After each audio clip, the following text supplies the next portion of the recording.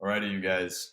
We're back with Sales Bro Pod, episode 32. I want to say we've got Nick Pechar, right? Pechar, yeah. I'm surprised you Cool. said it right. Most people don't. Yeah, it was a shot in the dark, but we got Nick here. Been around for a while in the high ticket sales space. If you're on Twitter, maybe if you're on TikTok, you've probably seen the guy around. He's I don't know, you built a pretty solid brand from what I've seen. So Nick, I appreciate you coming on, man. Yeah, of course. Stoked to talk it up with you, man. So, for context, just so you guys know, if you don't know Nick, if this is your first time meeting Nick or hearing of Nick, Nick, what are you up to right now these days? Yeah, so I do high ticket sales still. I've been in it for like 3 years now. So we're going strong. 19 years old. I also help people get into high ticket sales now, which is something that really just this year I started doing after the first like 2.5, almost 3 years of just closing for other influencers. So I'm sure if you guys are on this podcast, you know what the whole high ticket sales space is, but I started it at 16 years old. So got into it pretty young, and now I do it full time. Yeah. Yeah, dude. So you're one of the guys that actually had success with it at 16, 17 years old. A lot of these guys, some of them, they can go on and be an appointment setter and make good money, but it's pretty far and few between, like guys who are straight up closing, like making closer money at like teenage years, like young. I don't know. At least from what I've seen, I work with a lot of like, I guess I don't even want to say older, but like, yeah, guys who have sales experience and come in. Um, Yeah. how did you even get into like this at 16 years old? Like, why weren't you just like a kid playing video games and stuff like that? Yeah, 100%. It's pretty interesting because like people will come to me and they're 16, 17 years old, even like some 15-year-olds who are like, how do I get into high ticket sales? And honestly, my advice a lot of the time is just don't like wait a little bit. But you could tell someone who really wants to get into it that advice and they won't even listen to you. So some of the dudes I like actually help out because I'm like, all right, I can kind of see my old self in you. Mhm.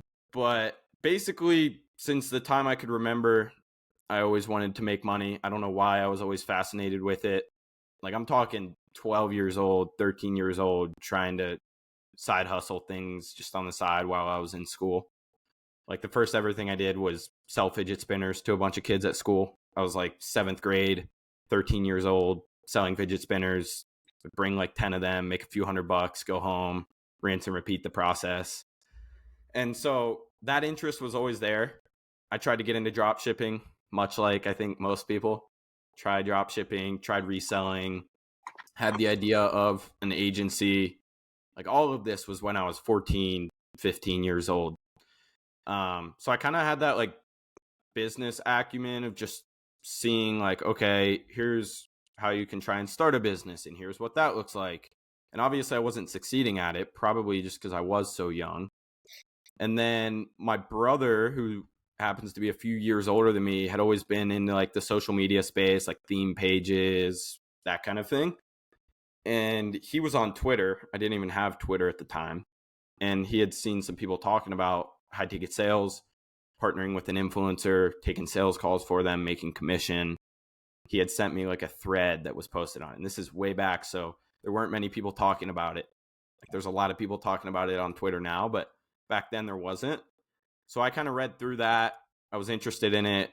Ended up kind of going in with my brother on this mentorship with this dude. And it wasn't all that great of a mentorship, but it kind of taught me like the ropes of how to outreach to an influencer and here's how a sales call works and that kind of thing, which prior to that I had no clue about. So I started reaching out to people, dove into it, eventually found this ecom dude who he had a low ticket offer, just like a $30 a month Discord group. And I was like, you know, I'm going to try and pitch him on just trying to take sales calls for that. Like I'll close more deals. I'll make like a few bucks commission, but most importantly, I'll get experience, which is all I wanted. And then I got on a call with him after like a month and a half of following up with him. And he was like, dude, I'm thinking about launching this $500 course. I think it would be perfect if you took calls for it. I don't even think he knew I was 16 at all. Like, he definitely knew I was a younger guy, but didn't know I was 16. He never asked. Yeah. And I started closing for him. That was kind of my entrance into it. Like, I was appointment setting and closing for him. So I would text leads, set up an appointment, get on the call with them. We had a ton of leads in the beginning because he had like 80,000 on TikTok, which was the main driver. And so we had tons of people coming in. And I remember the second deal I was taking call, or the second day I was taking calls for that influencer, I closed my first deal, which felt incredible. I got $100 commission. He was giving me 20%. So I made Nice. $100. Then that whole first month I made like 2,900, 2.9 thousand. So it averaged out to about a deal a day. There'd be some days where I closed 3 or 4, some days where I'd go like 3-4 days without closing them. So it averaged out. Then I kind of used that experience to get into another closing offer with another influencer. Quickly found out that the move is to not close for 4 or 5 different influencers. Instead, it's to close for like 1, maybe 2, really just 1 solid opportunity. And so then I started meeting more people, worked my way up from there. But that was really my entrance into it at 16. Yeah. How much was the ecom program? How much were you selling that for? Or the guy? How much was he selling for? So it was 500. It was basically a course, but then they got like 1 call with him in the beginning, and then they had a community. They got like Nice. help with their website, that kind of thing. Cool. And the reason I really liked him, he's a solid dude. He's still around to this day. And he's like one of the very few people I know who actually makes money drop shipping versus just selling a course. So that Yeah. felt good to sell for him. And he was kind of like a mentor for me for like a first Yeah. year almost while I was working with him. That's cool. How you mentioned you were following up with him for a month and a half, but like how long was it before, I guess, when you started doing outreach just in general, how long was it before you finally got on with him? Yeah, I think it was like 2 to 3 months of outreach. But the thing is I wasn't consistent with it. I was still like trying to launch new products, drop shipping, still kind of holding on to that idea while I was also doing outreach. And it's not like I was sitting there grinding 5 hours a day outreach. Like I would Right. reach out to a few influencers like every couple days, would get a response or get left on scene. Then I would reach out to some more people, and then I would hop on a call with one of them, and then they would just ghost me. It was like 2 or 3 months of that before I Mhm. got on the call with him. Yeah. How did you I don't know, clearly yes, you were 16. And this was, by the way, it was like 2020, 2019, or Yeah, I think it was like 2020, 2019 or 2020. It was like my junior year of high school. okay. And did you have like pretty solid availability, or was this like a part-time thing? Like you had to convince him on that as well? Yeah, no, I really didn't have great availability, which is another question I always get asked from people. Like people will DM me, I'm sure you get the same DMs, like, can you do this part time? How do I do this while I'm in school if I have a packed calendar or I have a job? And I think it's interesting because I feel like the universe just kind of rewards you when you ignore all of the like nuances and you just dive straight into Yeah. it. Like I not once was thinking, okay, am I going to be able to do this with a packed schedule? I'm in school. I was just kind of like, I'll work around it. I'll make it work. Like I'll find someone who's willing to work with me. I'll do kind of whatever it takes. And so oddly enough, that dude was fine with my schedule just being, I think I told him like I have like part-time classes, and I was like, I can take calls from like 3 p.m. till 8 p.m. every night if that works. Like I'll take calls back to back. So that's what I was doing. I would come home from school. I would get home at like 3 o'clock. I think it was actually 3:30 p.m. I opened up my calendar. I would rip them back to back every 30 minutes until 8 p.m. And I would like eat dinner if I had a no show, whatever. But it just wasn't really a thought in my mind of like if I could do it part time, I would just figured I would find someone who was willing to work with me doing it part time. And then it was like I got into a position senior year, the next school year, where I did have a lot more availability because I was taking like college courses, but it was basically because those college courses counted as more credits. So I would only have like 2 classes a day, or like there would be certain days where I wouldn't have classes. And like the whole COVID online kind of thing helped me a bit there too. Yeah. So eventually I had more availability. And then obviously once I graduated, I was able to just kind of go full Yeah. in on it. Do you think, I mean, you probably know as well as everyone that's like kind of in the coaching space here. 2023 high ticket sales, it's a lot different. It's a lot more competitive.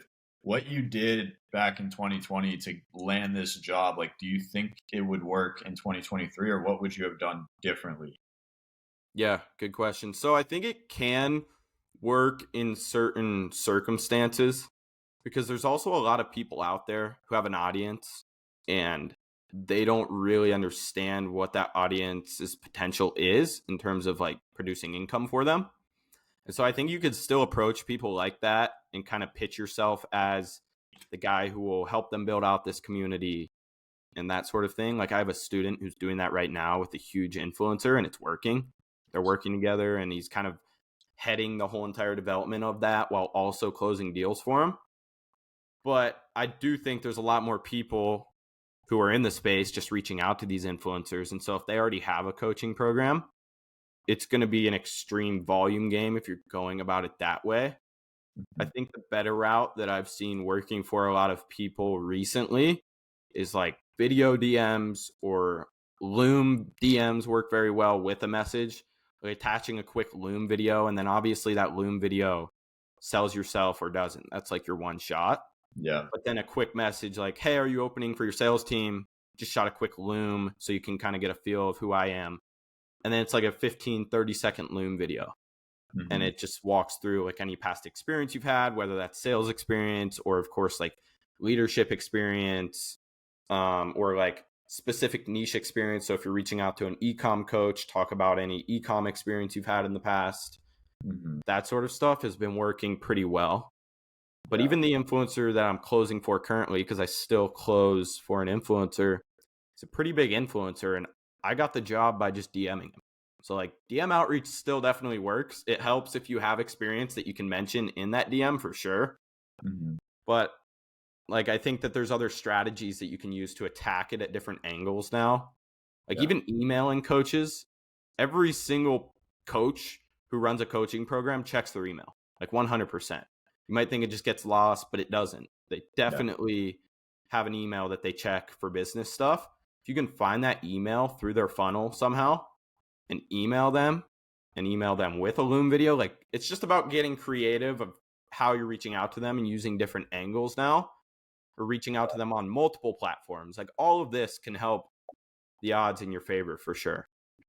Yeah, dude. I think it's just like people can tell when you put effort in, even if your execution isn't 100% perfect. Like when people cold DM me, and again, like you and I probably get a decent amount together.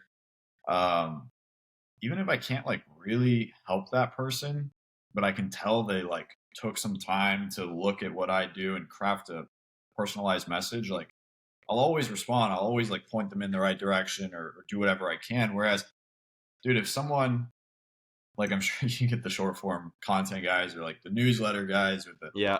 copywriting, and it's just like you can tell they put in a little like auto DM sequence and customize the name, and it's like even if I could use that, it's just like, dude, I don't know, something isn't the same.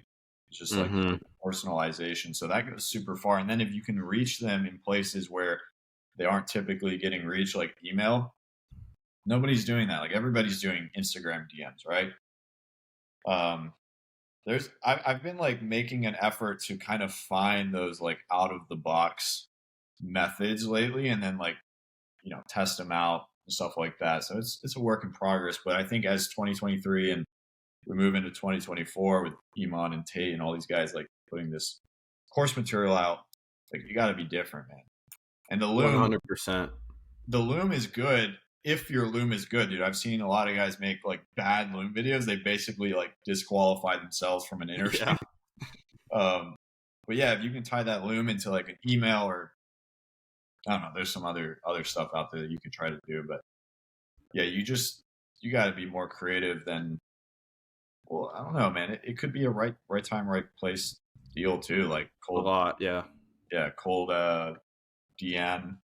Just like, hey, are you looking for a closer? And if your profile is optimized and you're like, direct, some people might like that. Like, it's just a numbers game. Mm-hmm. But anyways, man, I'm curious. Like, so you're junior in college. You're like you finally got a little traction in online business. How does that? I don't know. How does that feel? Because when I got into this stuff, like I wasn't in high school. Mm-hmm. Did I say college or high school? I'm Yeah, sorry. yeah. I was gonna say I was a Yeah, junior yeah. in high school, not All right. college. Yeah, yeah. So you're a junior in high school. Like, dude, were you kind of walking around like I'm the shit, or like how did that feel when you finally started making it work? Yeah, I've been asked this before. It's kind of funny because like everyone thinks like, oh, obviously you're making a bunch of money in high school, like you're like the guy. But honestly, two things on that. One, it's not like I went around telling everyone. Like obviously my friends knew and like people knew that I did something, but nobody really knew much about what it was. But then secondly, it's like when you're in high school, people actually don't really care about that much. Like I think people care a lot more about status and like money related to status when you're like Yeah, early 20s, mid 20s, and obviously as you get older, money definitely holds more value. But I guess what I'm getting at is just having a bunch of money in high school isn't important for most people. yeah, Obviously there's a lot of people who think they're cool, but it definitely does help with like your confidence, like walking into a room or just even sitting in class and looking around and being like, I simply have a way to make way more money than like any of these people. And I have that skill built. That just mhm, makes you feel more qualified for life in a way, like yeah, 100%. yeah. That's fair. I mean, I'm thinking back into high school, and it's like everyone, well, not everybody, but like the people who are turned on to like online business and drop shipping and all that stuff, they're gonna think like it's the coolest thing ever. The Mm-hmm. people who aren't, they're like, doesn't even matter. Not saying it should Right. matter, but like it's just how it is, right? Right. It's like cool. Like, they care more about being on the football team or like, Yeah. having some kind of friend group, something like that. That matters more to people in high school, I would say. Yeah. So when did you start like so you had that first month just like it sounds like you were absolutely just ramming volume, like $100 commissions up to like 3K. Mm-hmm. When did you start to like hit strides with high ticket sales? Was it on that offer? Did you guys scale it to the moon, or did you say like, hey man, there's probably better opportunity on this team. Let me go apply. Like, what did it look like after that for you? Yeah. So on that offer, I think he was pretty consistently doing between like 30 and 50K a month. Then I started working with another influencer who was also in the ecom space. And at that point, I was at like 5K a month between the two offers. Then the initial influencer kind of started to die down. One of his TikTok accounts got deleted. He had to like restart. Now he's grown it back massively. But at the time, he was kind of like looking at other people and that sort of thing. And I remember I was also looking for other opportunities. And he eventually ended up like outsourcing a whole sales team with like one of those companies, like a sales agency who will put 5 closers in your team and all that. So he had kind of told me like, if you're focused on some other ventures, like you could go that way and that sort of thing. So we ended up kind of going our separate ways. And what ended up happening was through people that I had met in the social media space. I have to give a shout out to Alex and Closify and Josh because they definitely helped get me connected in like the higher ticket space. Like I think I had sold $2,000 or $3,000 packages prior to some of the offers I got connected on through there. But then met them, they were super cool, and got to a point where they connected me with some higher ticket offers that were like 6,000, 7,800, and that's when I started closing like higher ticket deals on the regular. So just kind of growing through people that I met along the way is really what helped me get into the higher ticket space. Okay, so you got connected with the guys at Closify, and so did I back when like they were running. Honestly, I didn't connect with Alex and Josh too much personally, but I was on Closify. I did land good offers from that. Um, when you started making like significant strides, do you think a big part of that was you just started selling stuff that was more expensive? For sure. I mean, obviously, if you sell something more expensive, you're going to make more in commission. And that even holds true to this day. Like the Yeah. offer I sell is 12,000. And so like that's so much better than trying to sell a $2,000 or $3,000 offer. It's just the commissions won't compare unless you're like cranking an insane amount of volume, which is very rare to find. Yeah. But the other part of it is I really started to like understand why I was doing what I was doing on a sales call and really started to, I don't want to say perfect my sales skills, but like took it to a level where I feel they're pretty top notch compared to a lot of the other closers in the Yeah. space versus before I was like this 16, 17-year-old hustler who was hopping on sales calls, closing deals, like didn't have the greatest idea of what I was doing. Granted, it was working, but like I wouldn't have been able to sell the offer that I'm selling now back then. Like it just Right. wouldn't have worked. My close percentage would have been pretty terrible. But Yeah. that's another cool part about being a closer, especially on these more legitimate teams that are doing like a really decent amount in terms of revenue. They invest in coaches and sales trainers and things like that that I've definitely learned a lot from over the last couple of years, and just like getting call reviews and critiquing things. Like now I'm at the point, and I've been at this point for a while now, but I wasn't back then, where I could get on any new offer, learn about the offer, and I could sell the thing. Like my process is going to be the same regardless of what the offer is, Yeah. which I definitely wasn't at when I was like 16, 17 years old. So that definitely had a positive effect on increasing my commissions and it just becoming a more legit income stream for me consistently. Do you ever have difficulty as you start selling more expensive things, start talking to more like qualified prospects and people who are already successful outside of what they're looking to do with you? Do you ever have difficulty feeling like, they're not taking you as seriously because you're young? 100%. Yeah, I definitely had that feeling. Even on the offer that I'm on right now, like a year ago when I started it, um, I was taking phone calls in the beginning because I was like, Yeah. I don't know if Zoom calls are going to end up affecting like how they judge me because the average person is like 50 years old, has a higher net worth, has other investments, like has either a super solid W-2 job or a successful business, like very established people who could look at a younger person and just be like, what does he have to know? Yep. But honestly, that was a mental burden, 100%. It was because I've transitioned to Zoom calls. I've been on Zoom calls for a long time for this offer. And I was on Zoom calls for other offers in the past. But um, since I've been on Zoom calls for this offer, honestly, my close rate has only increased. So ever since I deleted that limiting belief, it's honestly just helped me. Yeah. And there will be some people who mention how young I am, but I would say 99% of the time, it's almost in a positive manner. Like, you look like pretty successful. How'd you get into this? Like, at a young age. Like, that's what they'll say. Or, Yeah. like, how did you end up working for the guy I work for? And it's not like in a negative way. Yeah. So, Yeah, dude. Even like when I started, I was like, I'm 25 now. mm-hmm. And when I started, I was like 23. I had the mustache and I like grew out the beard in an attempt to just like, any piece where I could like look older, seem more Yeah. established, whatever. I did it, dude.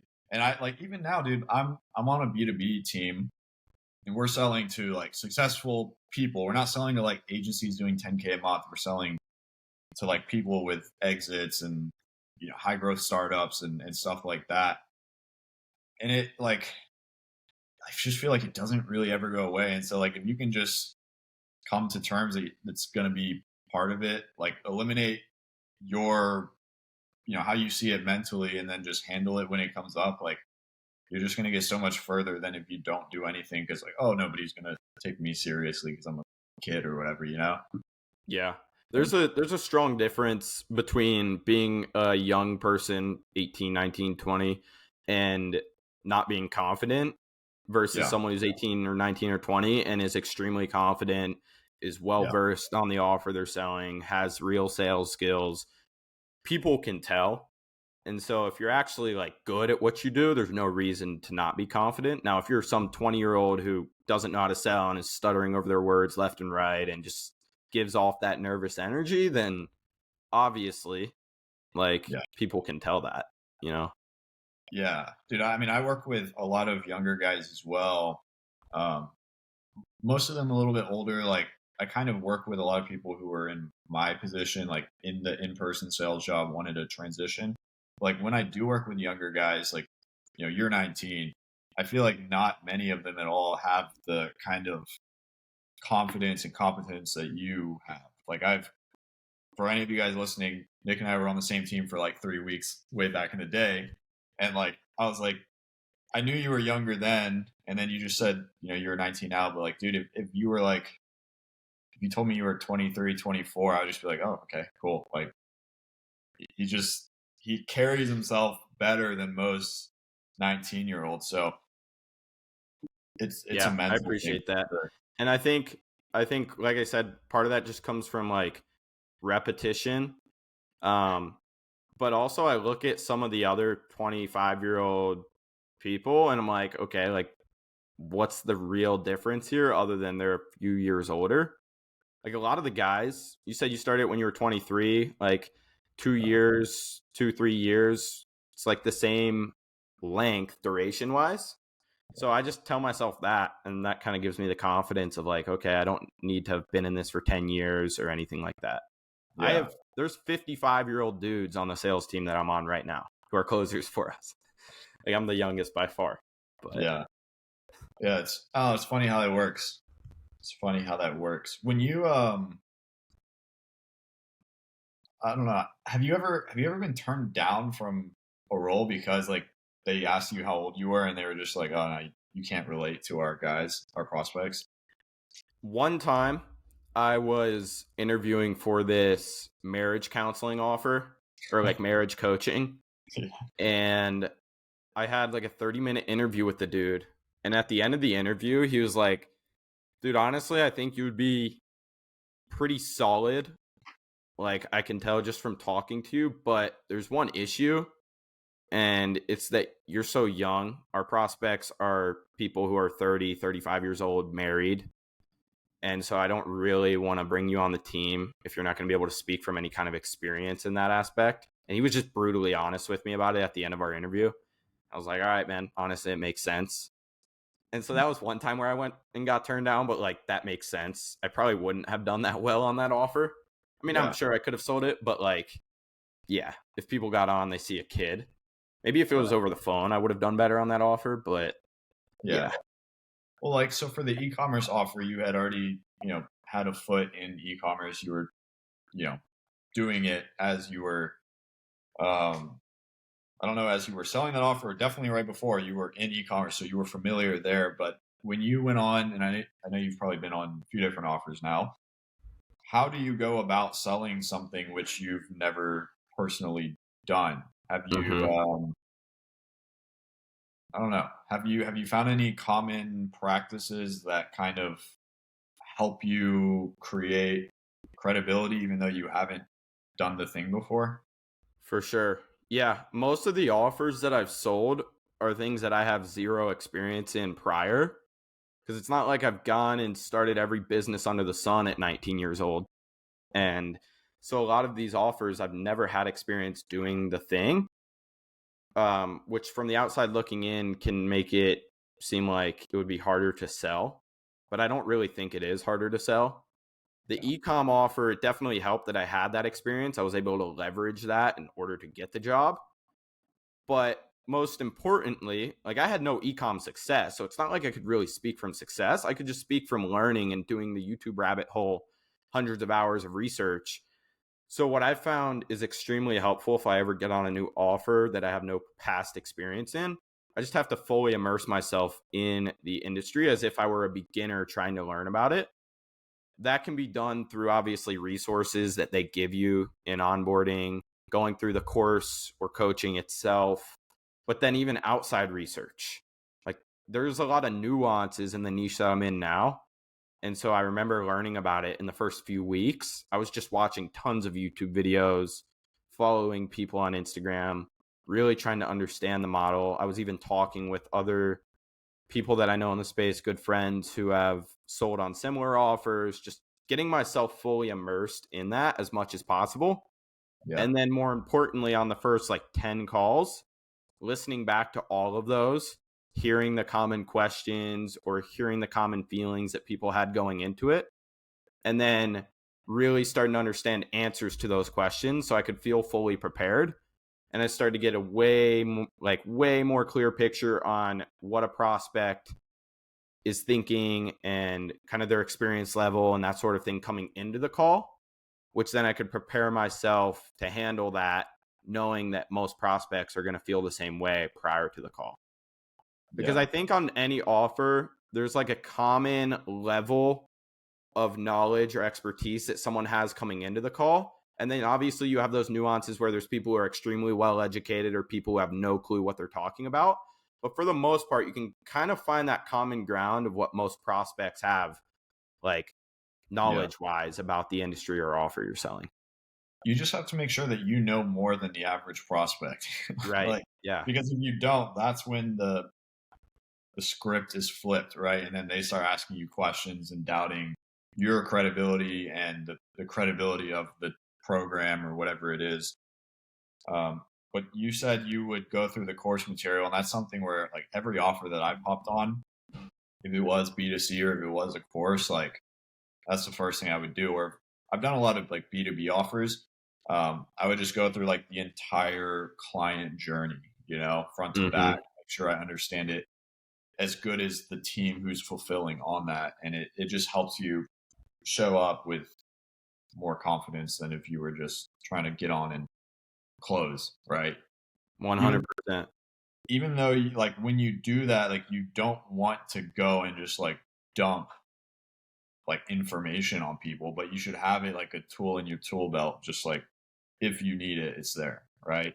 100%. Even like subconsciously, it helps because even if you feel like you don't need to be able to answer a certain question on your calls because nobody ever asks it, subconsciously, you're still going to be thinking that you don't know everything for every scenario. And so you're going to have less confidence going into that call. Something that I talk about a lot to the guys that I help who are like getting on a new offer is to become extremely well educated on that offer and how everything works. That way, going into the call, you know that you're prepared for any question that could come your way. And that alone will just give you more confidence because you know what you're talking about. Right. Mhm. I think a lot of people overlook that when they're starting a new offer. Yeah. Yeah, man. The last thing you want is to like have a sophisticated prospect sniff out that you don't really know what you're talking about. Sometimes, I mean, it's a learning experience that you need. I'm sure you've had some Yeah, moments. for Like, I've sure. had moments too, man, on new offers where it's just like you definitely blew a call or two. But For sure. I mean, it's not ideal because that's like a lead that isn't being capitalized on, but it's one of the best learning experiences because then that happens. And then what do? Like you go and you learn what you're supposed to learn, or you watch the tape or talk with the team or whatever and just fix it. So, Yeah. Yeah. It's kind of like a rite of passage in the beginning to get hit yeah. with a question that you don't really know the answer to. Yeah. Have you sold on any offer that you mentioned the marriage counseling one, but have you sold on any offers that weren't really like financial ROI type offers? um, yes, I have. And from my experience, it's just a different way to sell it. Um, so like one of them was more like status driven rather than just like strictly financial. And so I think in that case, it's important to figure out like what are these people's emotional goals more so than like what are their financial goals. Like if you're talking about a financial offer, it's pretty simple to dig deep into what they're looking for, the goal that they're looking to get to, and plug in the pieces to get them to XYZ number, and that'll sell them. Versus like if you're selling a weight loss program or something like that, it can be a lot tougher to drive people because money motivates a lot of people. And so you have to find other ways to motivate them, but it's all the same. I think it's just a different way of asking questions. So like, what happens if you're not able to lose these 50 pounds? Where do you see yourself 10 years from now in that case? Like, oh, well, I'm going to be dead because I'm going to have a heart attack, right? Yeah.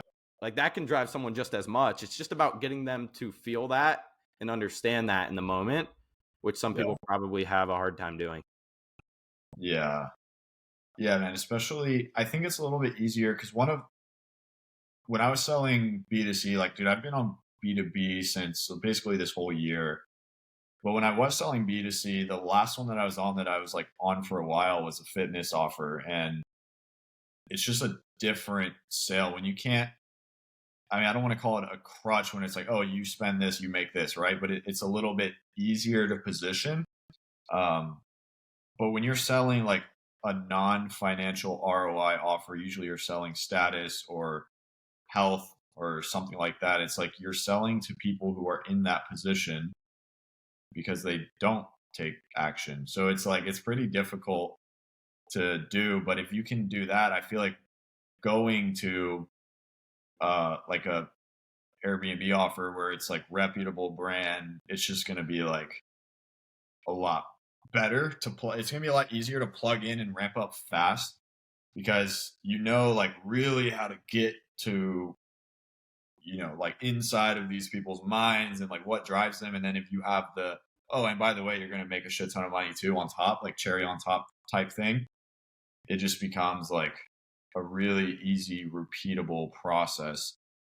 um, which is, I mean, I tell like all these guys coming in, like B2C, financial ROI with a strong brand, like that's where you want to be, highest volume. It's the, it's easier to sell than like fitness or dating or like marriage counseling. Yeah. Um, I don't know. Do you like when you are talking with these guys who are looking to start, do you try to point them in a similar direction or do you have something else that you would usually tell them? Yeah, for sure. I do. I mean, for brand new beginners, my common advice, I think I hear a lot of people say this as well, is get any experience that you can. Like, it Yeah. doesn't really matter what it's on. Even if you're not making that much money, get some experience under your belt so that you can get those initial nerves out of the way, kind of have your rite of passage where you can learn that you don't know everything.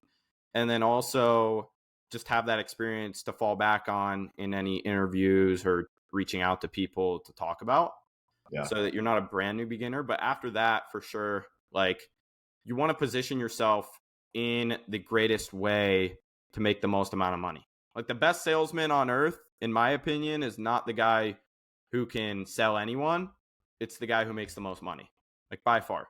You could be 80% good at sales and make 50K a month, or you could be 100% great at sales and you can make 5K a month. Mhm. Really, the opportunity is key, especially in this high ticket space, like the online high ticket sales space. Like maybe in the tech sales space and whatnot, like strictly skill and motivation is going to push you a lot further because a lot of these big companies have opportunity regardless of which company it is. But in this space, there's a lot of companies who have massive opportunity, and then there's equally as many companies who have like no opportunity. So you need Yeah. to position yourself the best way.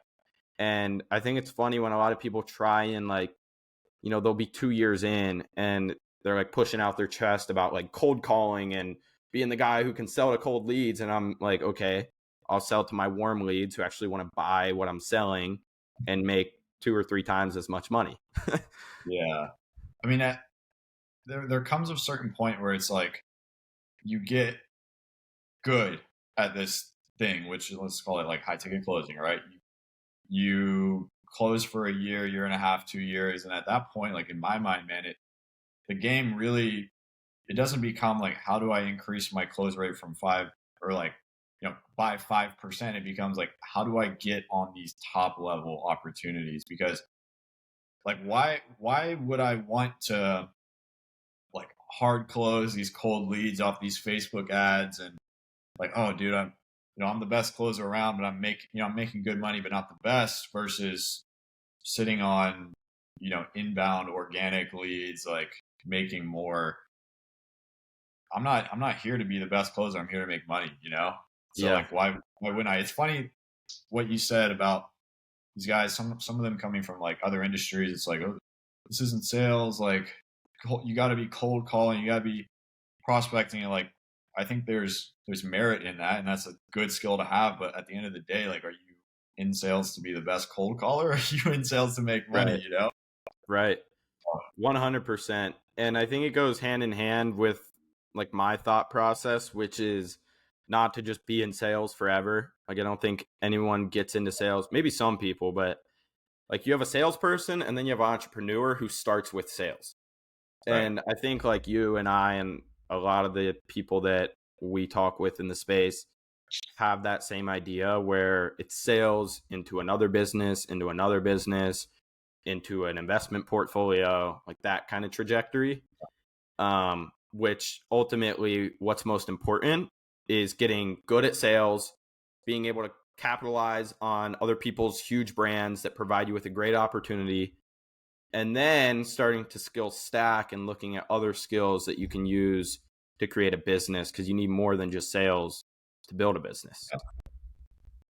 Yeah. How has, like, you being on the back end of a lot of these sales funnels for big influencers and stuff, how has that set you up to go and like do what you're doing now, like your own coaching, training program, that kind of stuff? Yeah. Yeah. I mean, it's helped a ton. Like, I wouldn't have been able to do it without seeing the whole back end. And especially with strong influencer brands, I think those are probably the most valuable to be able to see, because Yeah. you can see what a lead looks like from day one when it comes in, or even before it comes in, what type of content, what type of marketing they're doing, which attracts this certain type of lead, then the call to actions that they use, to the setting scripts that they use, and how they actually book appointments. And then obviously the closing process on the appointments, or nurturing, post call, like Yeah. all this stuff. It seems like common sense to me at this point. I'm sure it does for you too now. But like, if you think about someone who's just starting out, they're going to have no clue about the first thing to create a setting process. Yeah. Like, that would be something you have to learn on your own. So I think that that's another massive part that's not talked about as much, is being able to see all of that and how valuable that can be, just to be on a solid high ticket sales job where you're watching that happen on the back end and learning it for yourself. Like, that alone is already worth more than any commission check you're going to make, in my opinion. Right. Yeah. It just depends on what your goals are too. Because like, do some people are cool with being high earning sales reps for a very long time? Like, Mm-hmm. I don't think there's anything wrong with that.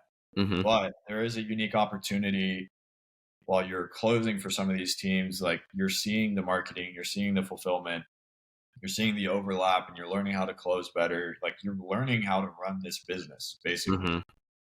I mean, I don't want to like discredit all the other people on the team. Like, it's not like you can Right. just go in day one, like you're printing, but like, if you're on enough of these teams for a long enough time, like, you are learning how to run this business. And at that point, it's like, okay, do I want to be a sales rep, or do I want to go run a business that I've been learning about? You know, like, you're pretty primed to do it. And I feel like that's sales in a lot of industries too. Like, when I was in roofing sales, it was like a similar thing where like the roofing sales reps would go and start their own roofing companies because Yeah. they saw it all, dude. I mean, it doesn't take that much. So I wanted to ask you too, your brand, like Twitter, TikTok, Instagram, how has that and the network you've been able to build as a result of that, like, helped you get new opportunities or leverage into like the closing opportunity that you have now? Has it played a big part? Not like you don't really rely on it. What's been your experience?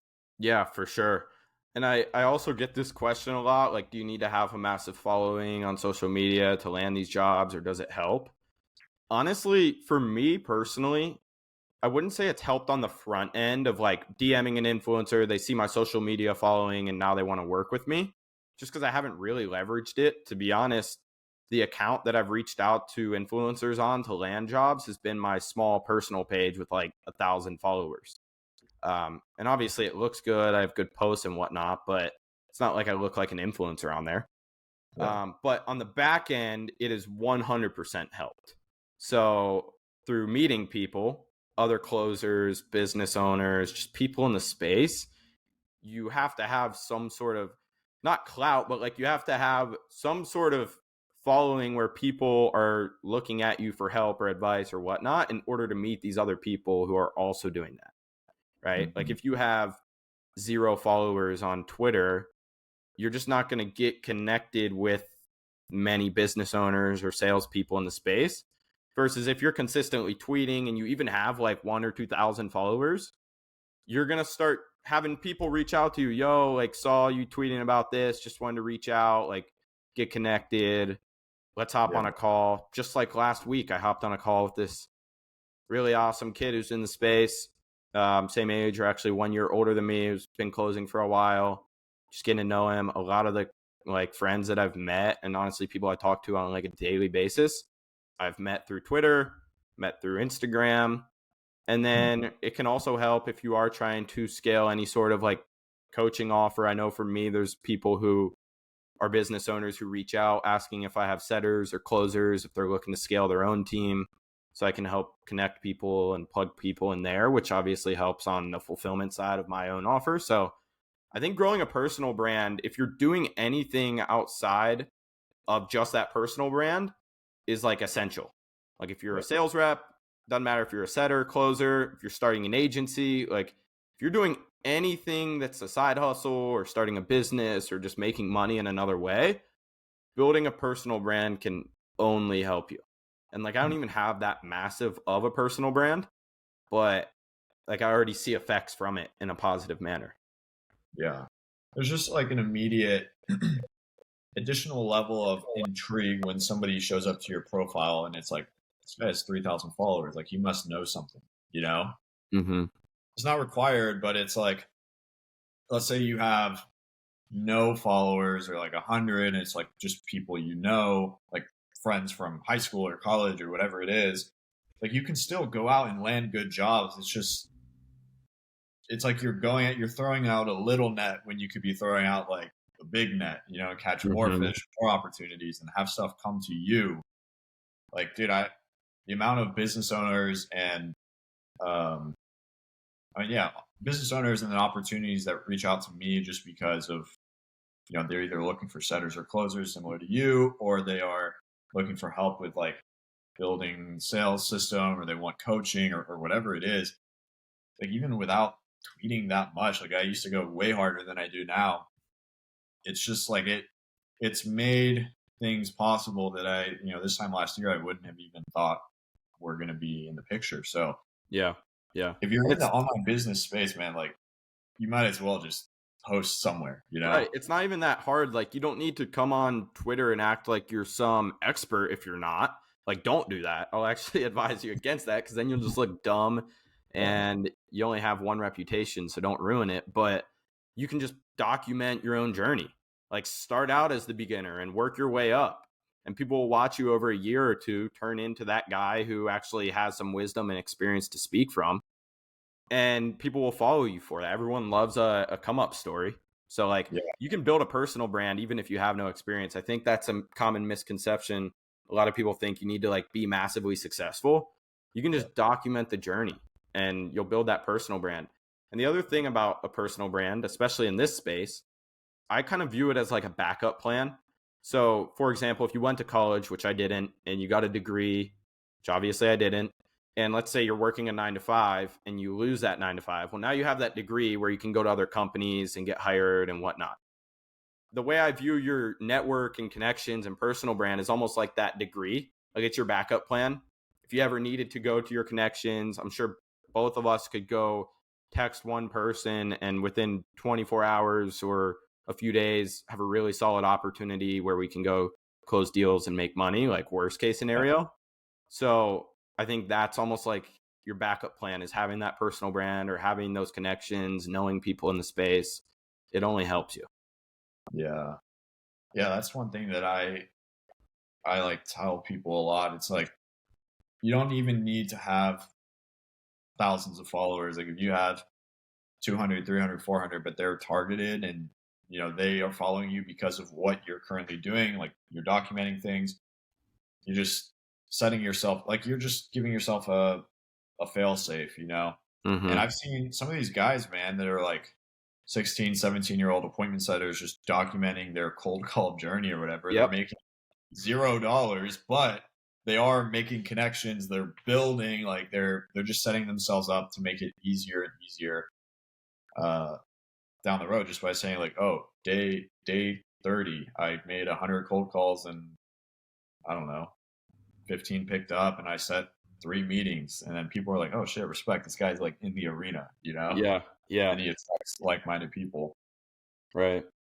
It's actually So insane how like exponentially your life can get so much better by making even 5 grand a month appointment setting, working from home, being able to work remotely, and then having like 1 or 2,000 followers on like Twitter.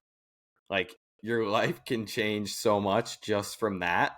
If you just document the journey, make a few $1,000, then obviously that'll help you make more, get into closing opportunities, make 10, 15, 20 grand a month.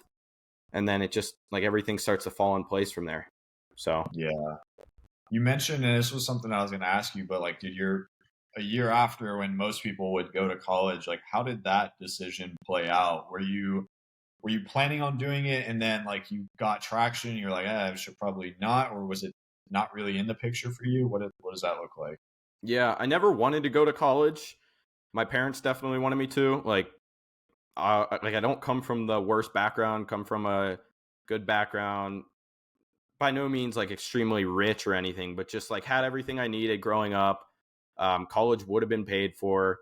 Like I could have got a 9 to 5, made 100K a year, worked for 30 years, lived a totally fine life, had a family, like could have totally just lived that path. But I think the reality of me feeling like that would have been so easy for me to do, given where I started, actually pushed me to do more because I Yeah. would have felt like a failure if all I had done was accomplish what people who are starting in worse scenarios than me are doing as well. Mm. So I never wanted to go to college. I always wanted to like do something outside the traditional path. Yeah. Then after my failed drop shipping career, I basically felt like I was going to have to go to college. I had like 2 years left, junior and senior year. Started making money through this. My parents slowly started coming on board with it. By the time I was graduating, it was like I was at the point where I could live for years through money I had saved, like was consistently making money for the last couple of years. And my parents were like fine with, in their eyes, it was like a gap year, but like really it's just we'll take it day by day. Like, all right, you're not going to college. Like, we'll take it day by day. It's always an option. Even to this day, they always tell me like it's still an option. I'm like, okay, Yeah. good. But Good. yeah, so then I didn't go to college. Lived at home for a while I was just like stacking even more money. Like could have totally moved out, but just kind of like continued to stack money and then moved out eventually. And Yeah. honestly, things have only grown exponentially since I graduated high school and was able to put all my effort towards it.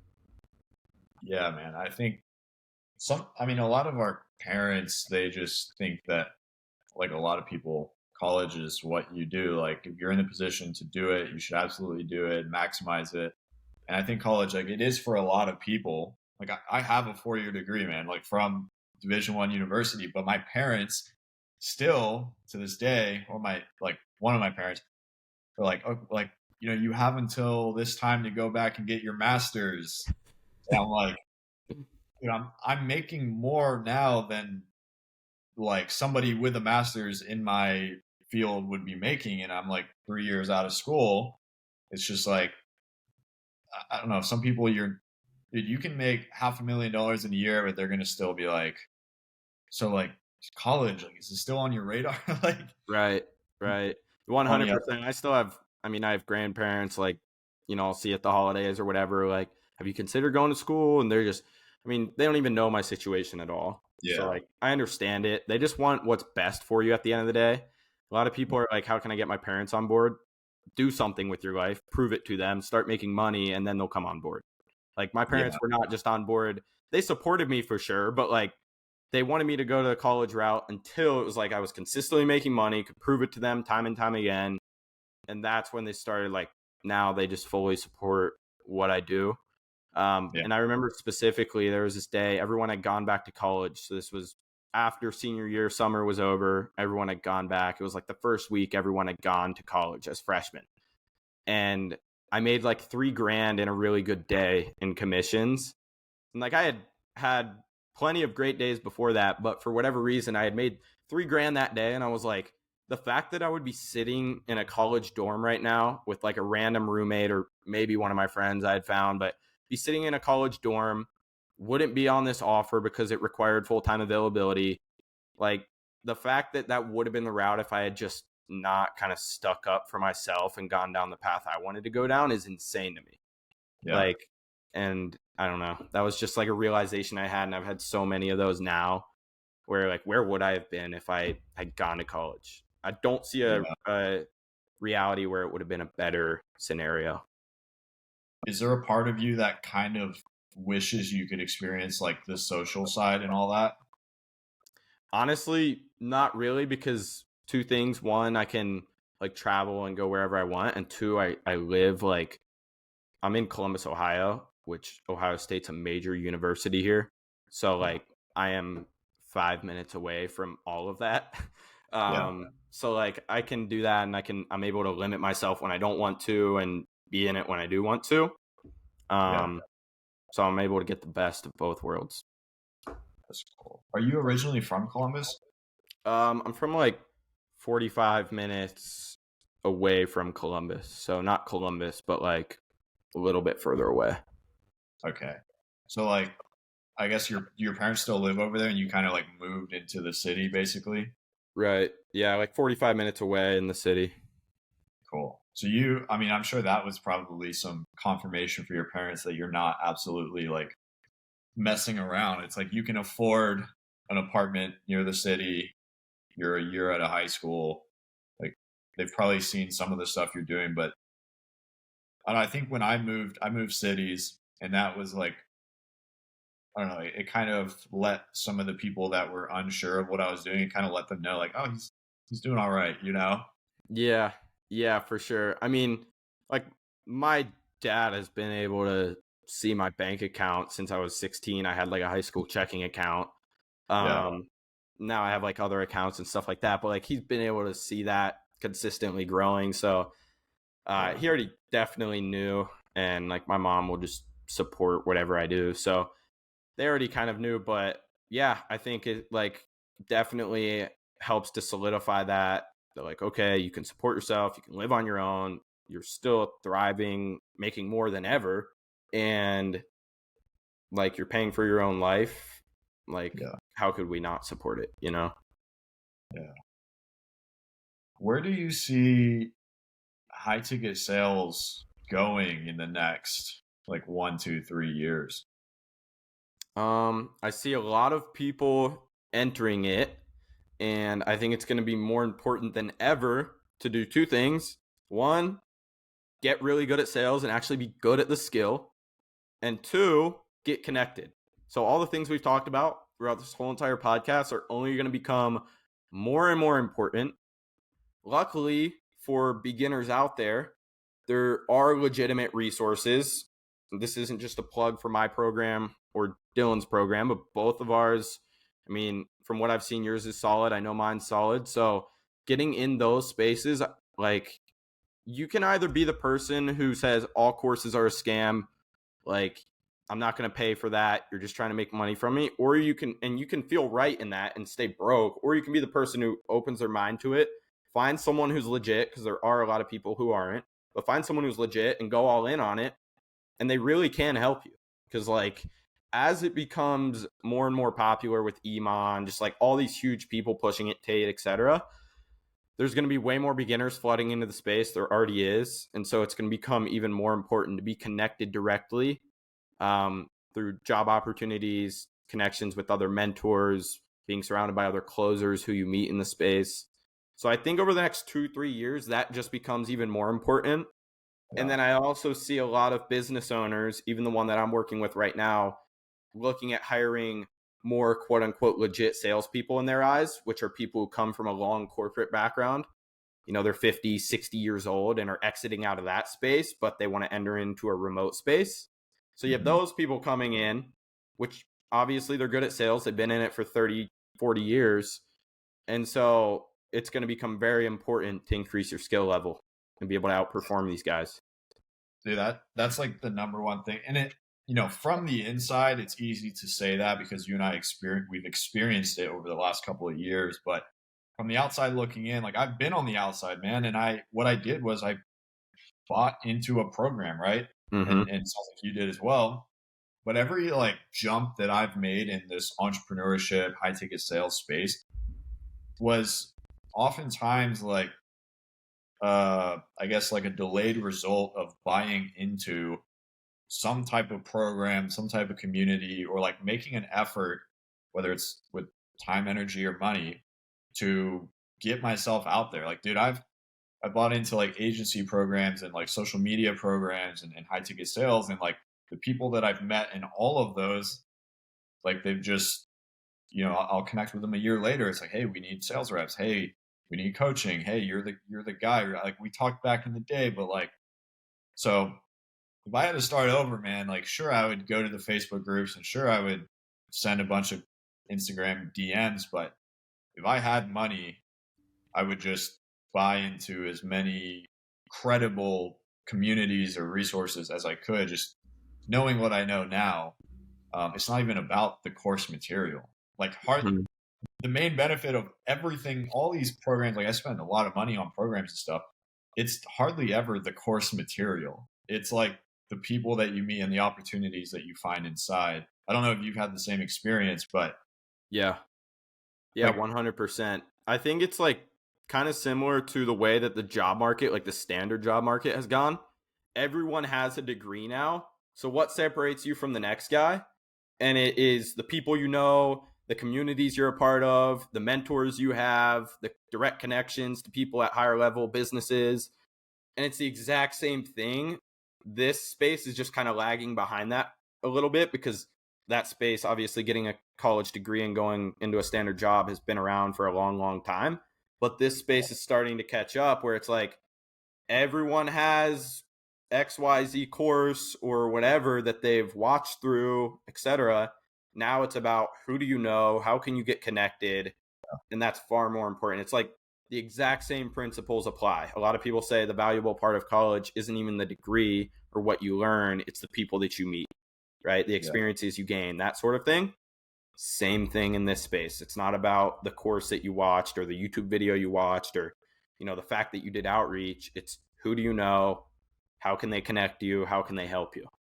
That's where I yeah. see it going in the next few years for sure. And at the same time, it's not even about being able to just say, oh, I bought this, this, this, and this. Like you have to also be good or be getting good at the thing, or else all those programs and all the stuff that you've bought into, like they don't mean anything. Like Mm-hmm. it's not enough now to say, oh yeah, I bought into a $5,000 high ticket sales program. Like that doesn't get you hired anymore because there's tons of people who have done that. Mm-hmm. So what you said earlier about, if yourself or myself, if we for some reason we're like bank account drained, I need to make money by the end of the week, like we could both just go to people that we know and make something happen just because we've met enough people, we've gotten results on our own, and there's people that are happy to vouch for us. And then Mm-hmm. you mentioned like the good teams or like your team, they're getting more and more specific with who they want to bring on, and most of the times, man, those good teams, you've probably seen it, they're not just like blasting out to the public. you know their time is valuable. They don't want to interview 1,000 people Mm-hmm. that aren't qualified or like people who join some free Facebook group. They want to go to people that they know are good, and they want to work with people that are associated with them. Mm-hmm. Yeah, So 100%. You hit that spot on. Like these people's time is valuable. They don't want to go talk to a bunch of newbie beginners. So because of that, they're going to limit where their applications are at to either like one public story post, but a lot of times it's like in communities or reaching out to sales managers or people that they know or someone that their own closers know. Like I was connecting people Yeah. on this offer. So it's like just being connected matters a lot. Like simply Yeah. put, anyone who's not connected is going to get drowned out. And if you have no experience along with not being connected, you're definitely screwed. Yeah. Once you get results and you meet enough people who are like good at this, it becomes like a downhill thing. Like it's not very hard to go and plug in and make like minimum 5K a month, right? Like enough to live. Right. As long as you just like can show up and work. Like now, if you have other obligations, that might be kind of difficult. But yeah, man, the whole network thing is invaluable. Um, have you? I'm curious, like with sales trainings, have you gone out and like invested with a lot of people, or like a lot of what you know? Is it just maybe from a few trainings and then a lot of real experience, or like how did you get good at this? Mm-hmm. Yeah, in the beginning, it was a lot of repetition that I was learning from. So I had an initial mentor, but it was a lot of repetition because I didn't really work that closely with him. Um, but just learning from my own experience. And then a lot of these teams that I've been a part of have their own sales training that they pay a lot of money for. And Yeah. so you get feedback from there. Now I'm at the point where I can really self-diagnose myself. Like if I watch through my call reviews, I can find things that I need to improve on, like Mhm. little critiques here and there, nitpicking at things. Um, and I can find those myself just because I've watched enough calls over now.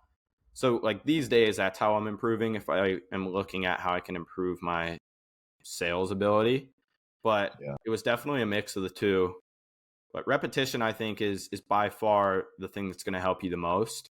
Like, you can read as many books as possible on how to do anything, but until you actually go do it, there's Mhm. going to be so many things that you run into that you didn't think about previously. So Yeah. by far, taking action is 100% the best way to learn. Yeah. I'm curious, man. If you woke up tomorrow and you had no network, no money to spend, let's just say like you knew how to sell, like you knew the one call close model, you knew how to close like you do now, but you had no network and no money to spend. How would you go and like get hired as fast as possible into a good opportunity? Okay, good question. I like it. Honestly, what I would do if I had no past like call recordings to show or anything like that, but I had the skill, is I would run a mock call with someone online or one of my friends, and I would create a fake offer, like a fake scenario. This price point, we offer these services, whatever. And I wouldn't tell them what to say. I wouldn't tell them anything. I would just simply tell them, act like you're interested in buying this and think as if you were that type of person. Or I would even take another influencer's offer and sell that to them. And Mhm. then I would record that call, record that mock call, use that to say, here's a previous call recording. I would send that to tons of influencers. I would do outreach and I would either send a Loom or just a quick text with that attached. Here's my past sales call recording. Listen to it. If you feel like I have potential, I'd love to hop on a call with you to talk more about it if you're hiring. Yeah. I think that would be something. I mean, some people might say like it's a little bit like sketch that, it's not a legit call recording, but I think it's legit enough where if you're not telling the person what to say, if they're genuinely acting like a prospect, they're more importantly going to be able to hear how you communicate on the call, even just through your Right. pitch and that sort of thing, the questions you're asking in discovery. And I think that gives you one leg up on 99 out of 100 other people who are DMing these influencers and reaching out. And then I would land a solid gig, use that real experience to then go land another solid gig, work my way back up. And I think I could do that in like 6 months. Yeah. Yeah, man. I've seen there's a few guys out there who have landing pages for them as closers, and they have like testimonials, case studies, could even have a link to like call recordings. I mean, dude, Card, you can get a free trial Mm-hmm. and just make a custom landing page and like something like that, even just sets you apart. Because a traditional resume, man, I don't know if you've had to submit that many places. I haven't. Mm-mm. Like honestly, I don't think I've landed a role that required me to submit a traditional resume in high ticket sales. Nope. But that's where the social media comes in. That's where like the Loom or the mock call or like a landing page would come in. It's just like you just got to be different, man. Show effort. It's like going back to the same thing we were talking about.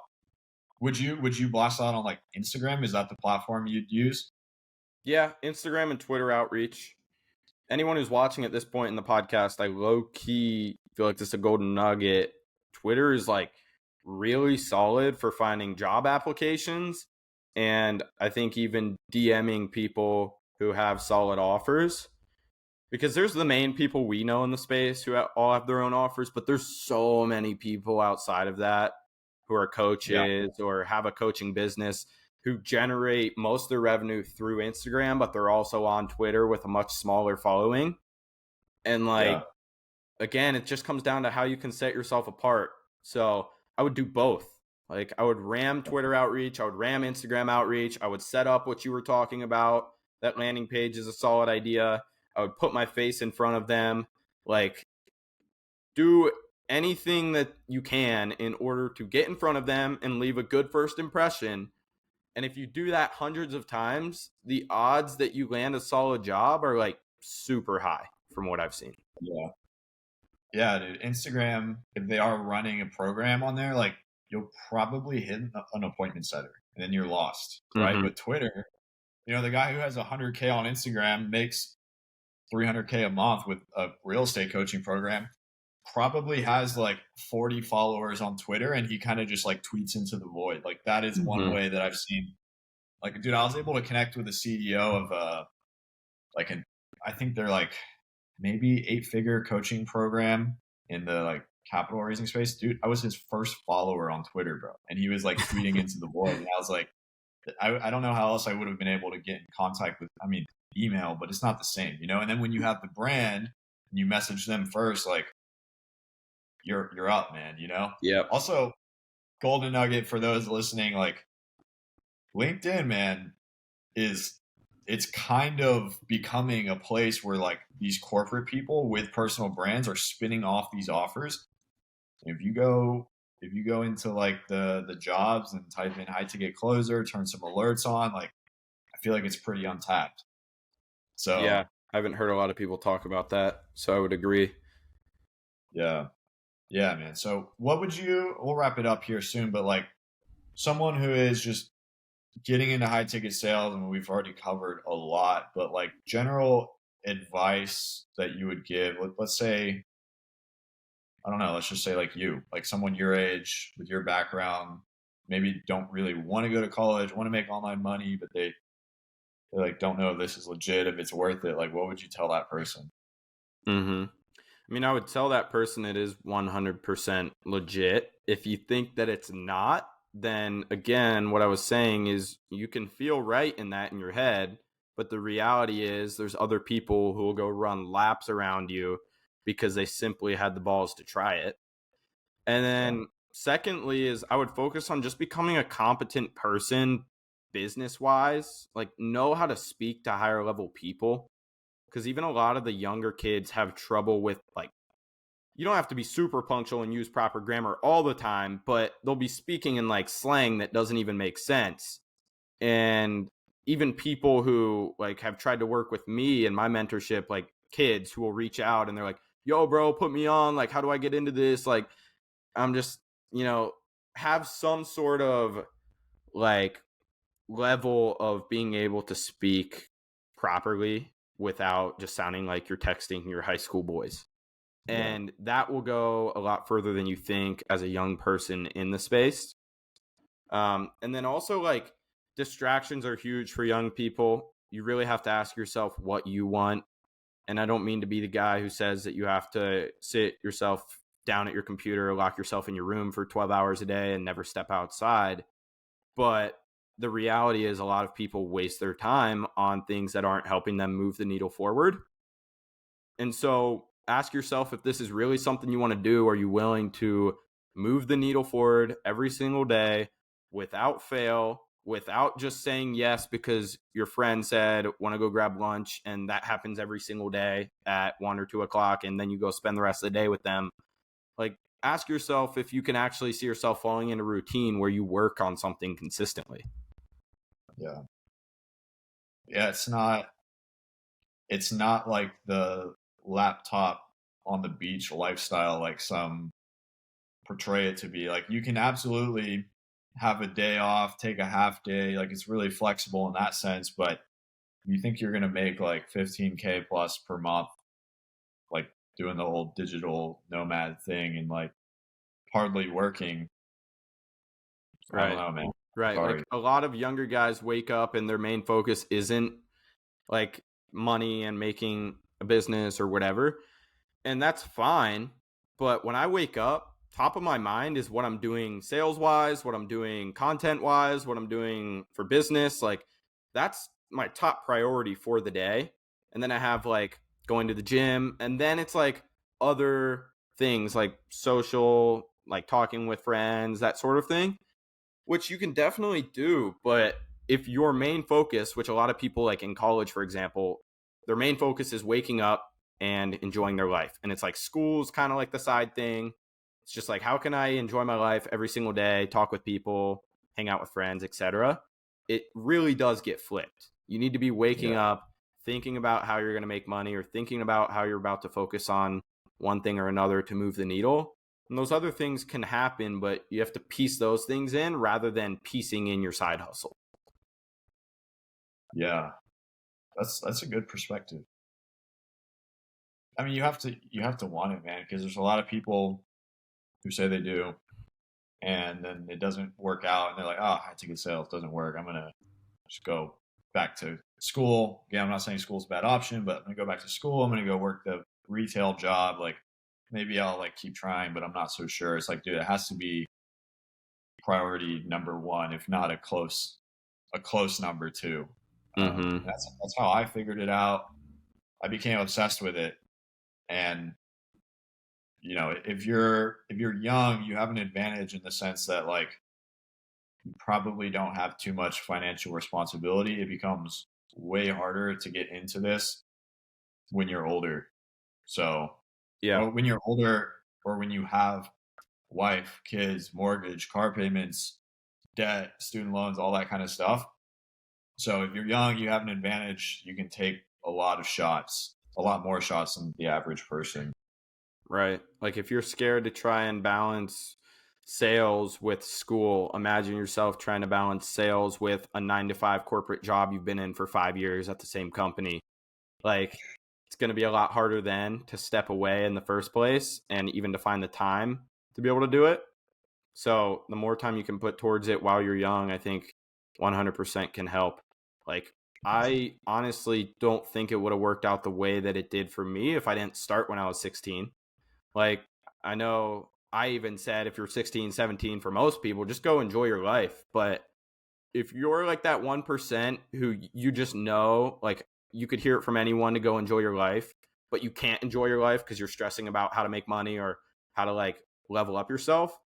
In that scenario, if it just feels natural for you to want to focus on that, then focus on it 100%. Even when I was in school, school wasn't first. Like, I was getting good grades, but it was sales. And then how can I piece in my homework and assignments? And oh, I forgot my midterm was 2 weeks ago. Let me email my teacher. And then she gives me an extra week and I forget for another week because school just isn't coming across my mind.